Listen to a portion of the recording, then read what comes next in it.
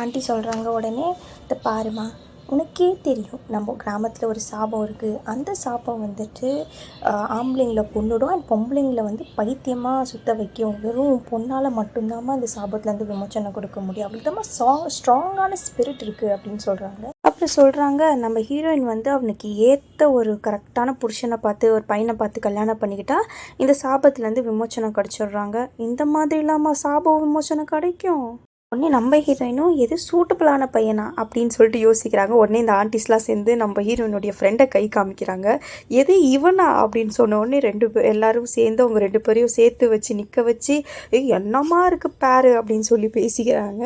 நம்ம ஹீரோயின், இவனெல்லாம் என்னால் கட்ட முடியாது, எனக்கு ஏற்கனவே நிச்சயமாயிருச்சு அப்படின்னு சொல்லிட்டு சொல்கிறாங்க. எல்லா ஆண்டிஸும் என்னது அப்படின்னு ஷாக் ஆகிறாங்க. இருக்கிற ஆண்டிங்கெலாம் சேர்ந்துட்டு இல்லை இவ சும்மா சொல்கிறா அப்படின்னு சொல்கிறாங்க. உடனே நம்ம ஹீரோயினா, நான் சொன்னது உண்மைங்க அப்படின்னு சொல்லிட்டு பேரை சொல்கிறாங்களா. யாருமே நம்பலை.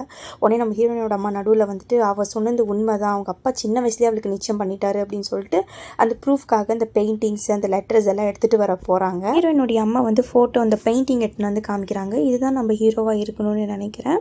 ஸோ இதை பார்த்த உடனே அங்கே இருக்கிற ஆண்டிஸ்லாம் வந்துட்டு, ஐயோ இவ கல்யாணம் நம்ம கிராமத்தையே காப்பாற்ற போது, இது பயங்கரமாக நடத்தணும் அப்படின்னு சொல்லிட்டு அப்படியே அந்த பல்ட்டி அடிக்கிறாங்க. நம்ம ஹீரோயின் எல்லாம் அப்படியே வெறிக்க பார்த்து நின்றுட்டுருக்காங்க. என்னடா